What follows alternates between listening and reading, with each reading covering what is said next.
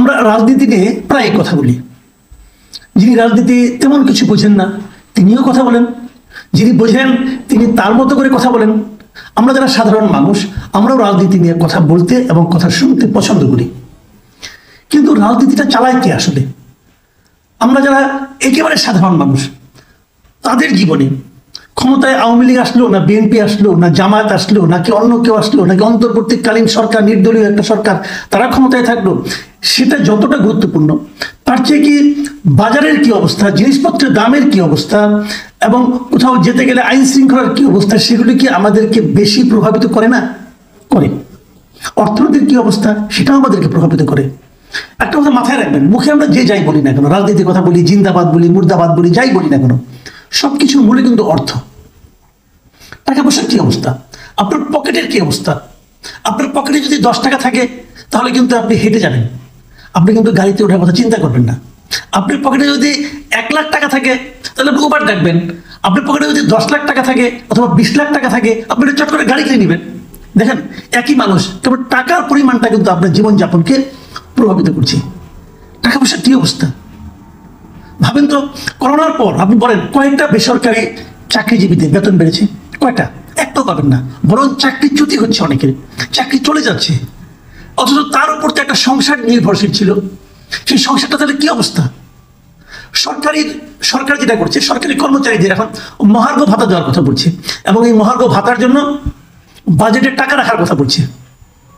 সরকারি কর্মকর্তাদের কিন্তু নানা রকম অজুহাত থাকে। মনে করেন সরকারি কর্মচারীরা ঘুষ খায়, এটা এখন একটা নিয়মে পরিণত হয়েছে। আপনি যে কোনো সরকারি অফিসে যাবেন, আপনি ঘুষ ছাড়া কোনো কাজ করতে পারবেন না।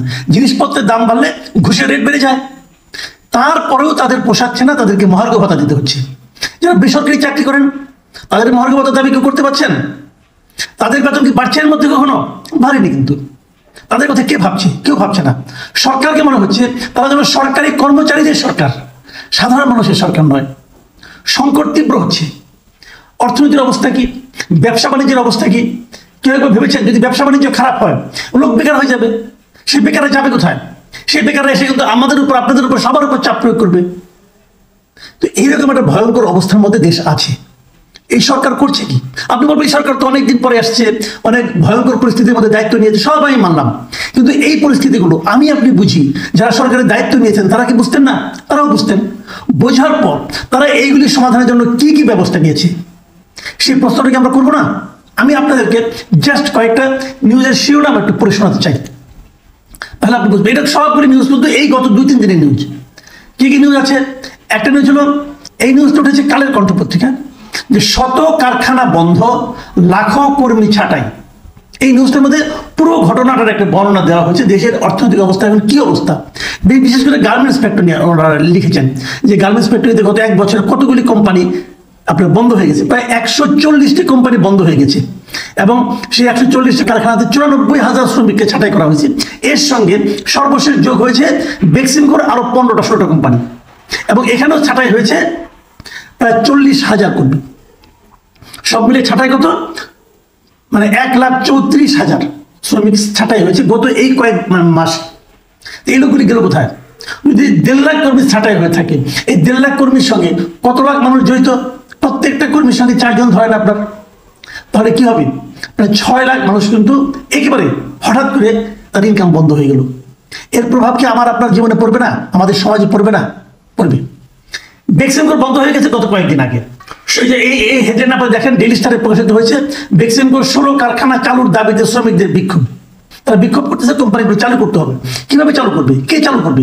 বেক্সিমকোর মালিক তো জেলে। তো মালিক যখন জেলে গেল, সরকার মালিককে জেলে নিল তার অন্যায়ের কারণে, তার অপকর্মের কারণে, তার চুরি ডাকাতি লুটপাটের কারণে। খুব ভালো, আমরা তার বিচার চাই। কিন্তু প্রশ্ন হলো, যখন আপনি তাকে জেলে নিয়ে গেলেন, তার এই কোম্পানিগুলোতে যে 16-17 হাজার কর্মচারী আছে, কর্মচারী শ্রমিক এরা আছে, এদের জীবনটা নিয়ে আপনি ভেবেছেন একবার? আপনারা কি এই কোম্পানিগুলো চালানোর চেষ্টা করেছেন অন্য কোনো উপায়ে, বিকল্প কোনো পদ্ধতিতে? কেন চেষ্টা করেন নাই? আপনার কোম্পানিগুলো চালু রাখলে তো কিছুদিন এই শ্রমিকগুলো খেয়ে পড়ে বাঁচত। সেই দায়িত্বটাকে সরকারের না। অনেকে বলেন যে এরকমভাবে একজন প্রশাসক নিয়োগ করলে পরে তারা নাকি আগের মতো, আর যারা নাকি মূল যারা মালিক তাদের মতো করে চালাতে পারে না। না পারো, তাহলে কোম্পানিগুলো বন্ধ করে আপনি নিলামে তুলে দেন, কোম্পানিগুলো চালু রেখে আপনি এটা নিলামে দিয়ে দেন, অন্য কারো কাছে বিক্রি করে দেন। তাও তো করেন নাই। বন্ধ করা কিন্তু কোনো সমাধান নয়। এই যে বন্ধ করে দিলেন, এই শ্রমিকরা এখন কি হবে? তারা প্রথম কি করবে? রাস্তা বন্ধ করবে, আন্দোলন করবে, এবং তার প্রভাব কি হবে? সকল মানুষের উপর পড়বে। ওই রাস্তায় যত লোক চলাচল করবে সবার উপর পড়বে। তো এই যে বিষয়গুলো, এগুলো তো একটার সঙ্গে কিন্তু আরেকটা কিন্তু রিলেটেড। আপনি একদিকে বন্ধ করলে আরেকদিকে জ্যাম হয়ে যাবে, আরেকদিকে ভিড় বেড়ে যাবে। সমাধান কোথায়? আরেকটা ঘটনা শোনেন, S Alam, the great S Alam. বাংলাদেশের ইতিহাসে মনে হয় এই এক জিনিস, এই মাটিতে জন্ম নিয়ে এই দেশটাকে মনে চমকিত করে দিছে। এই হয়তো আল্লাহ হয়তো নিজেও চিন্তা করছে, এটা আমি কি পয়দা করলাম এই সাইফুল আলমকে। এমন ভয়ঙ্কর মানুষ পৃথিবীতে হয় কিনা সন্দেহ। এই দেশ থেকে সে পর্যন্ত প্রায় 1.25 লাখ কোটি টাকা সেই দেশ থেকে নিয়ে চলে গেছে বাইরে।